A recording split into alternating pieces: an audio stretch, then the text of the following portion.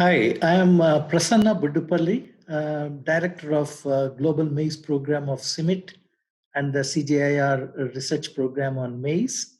I lead the multidisciplinary CIMMYT Global Maize Program team with focus on maize improvement in Sub-Saharan Africa, Latin America, and Asia. And as a part of this responsibility, I provide technical oversight for an area of multi-institutional projects on development and deployment of elite, stress-resilient, and nutritionally enriched maize varieties in the tropical maize growing areas. Besides application of novel tools and technologies for enhancing genetic gains and breeding efficiency. As the director of CGIAR research program on maize, I also lead an alliance of more than 300 research and development institutions worldwide that seeks to mobilize global resources in maize research and development to achieve a greater strategic impact on maize-based farming systems in Sub-Saharan Africa, South and Southeast Asia, and Latin America. What are the key facts related to the Action Track 5?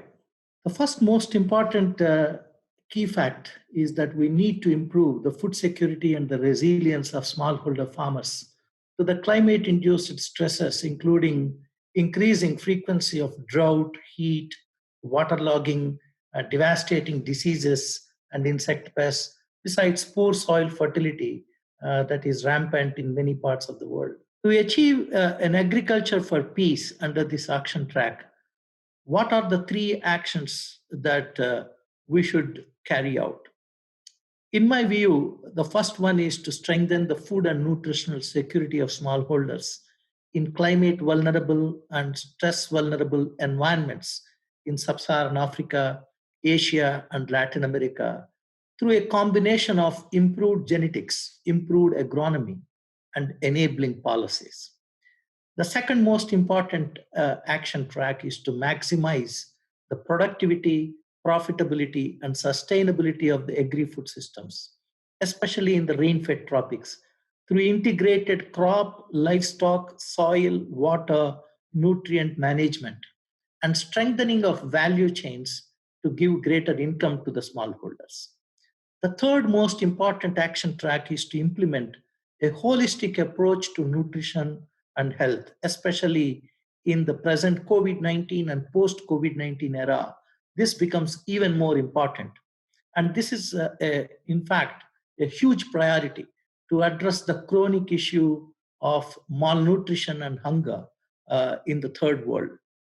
This is really important because we have not made significant improvement in terms of achieving the sustainable development goal of alleviating chronic hunger and malnutrition. This needs to be now addressed with the highest priority. Hi, I'm Alison Bentley. I'm the Program Director of the Global Wheat Program at CIMMYT. I'm a plant breeder and geneticist by training and really believe in the application of genetics and plant breeding to improve livelihoods and equitable access to food and agricultural products. So the FAO currently estimates that 9% of the world's population is hungry. And wheat is a really important crop in terms of food security and is pivotal to the alleviation of hunger. It's eaten by over 2.5 billion people, approximately 1 million of whom live on less than $2 a day. And wheat is an important source of energy, but it's also a major provider of protein, as well as an important source of many other bioactive compounds, including micronutrients and dietary fiber. And all of these things make it a hugely important part of the mission to end global hunger. At CIMMYT in the Global Wheat Program, we're hugely proud of the legacy founded on the work of Norman Borlaug to produce highly productive varieties and technologies to assist farmers in the developing world. 60 million hectares worldwide are sown to CIMMYT-derived varieties, which to me really represents these innovations developed through genetics and breeding, reaching the hands of the people who need them most. For $25 million invested, the return in farmers' income is estimated at $30 billion, demonstrating a huge impact and return on the investment in wheat breeding and wheat research. The CIMMYT Wheat Program continues to deliver varieties early warning systems for pests and diseases and emerging threats, working together with colleagues to deliver enhanced crop management solutions, and really encompassing the use of advanced technologies to improve the seeds that are provided to farmers. This helps to build resilience to vulnerability. The COVID-19 pandemic has shown us really about the impacts of sudden shocks in the system on food security and on livelihoods. And it's hugely important to have a foundation of breeding improvement, a foundation seed that's able to help farmers to withstand these shocks, to have access to raw materials to put into agricultural systems, to sustain food systems around the world.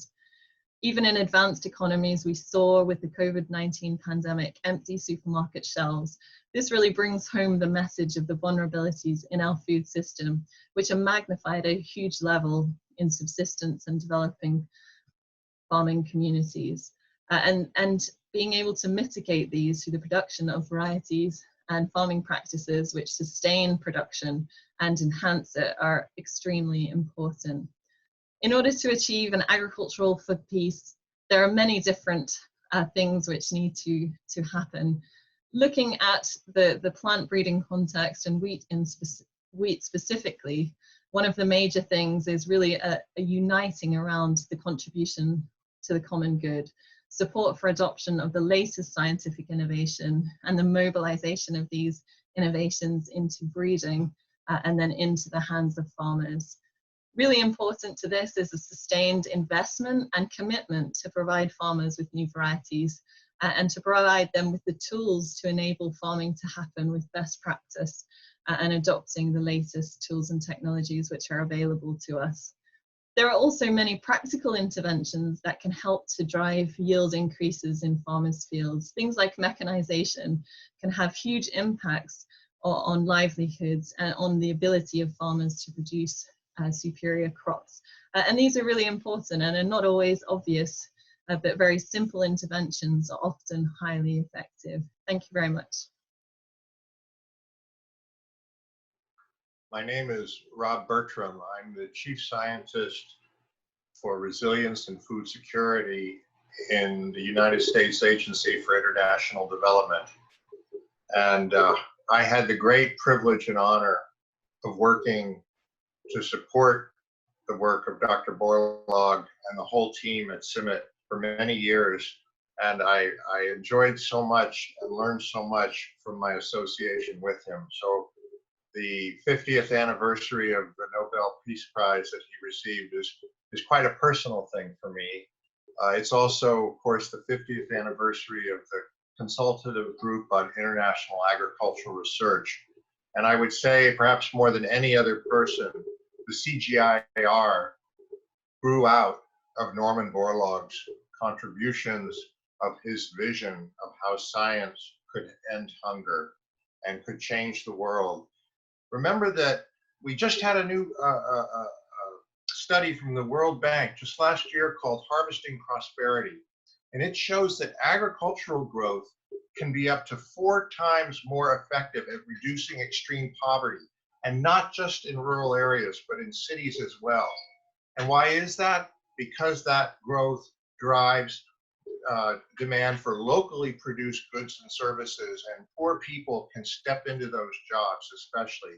And so everybody benefits, farmers and consumers, and low-income consumers the most, because safe, affordable food is more available and affordable to them. But this all depends on science. It all depends on partnerships. And I think Dr. Borlaug pioneered that aspect of the CGIAR system's success as well. The idea that you work with partners across the world to understand the potential locked up in a certain strain of wheat or maize, it could have been as well, or rice.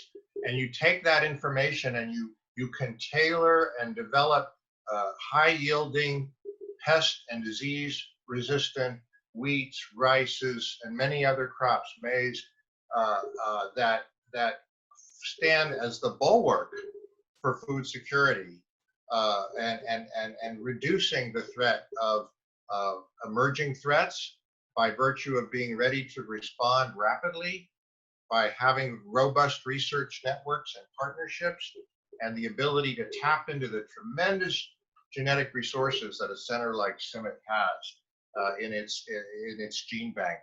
And we've seen this time and again, and my country has benefited tremendously. That's not why we fund CIMMYT. We have the great privilege of being part of a multi-donor support network for CIMMYT, and for the CGIAR, but we also benefit from it.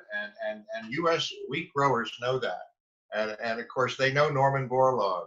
So I'm just delighted to be part of a discussion today and to share my memories and also my hope for the next 50 years when Dr. Borlaug's vision, remember he said democracy can't be built on an empty stomach. He saw so much about what it would take to change the world, saving lives, but enhancing lives that led people, that really empowered people to fulfill their potential. And I really feel that the continuing approach of bringing science to bear on this fundamental aspect of our global food supply and the resilience of it is going to be an exciting next chapter in the work that Dr. Borlaug began.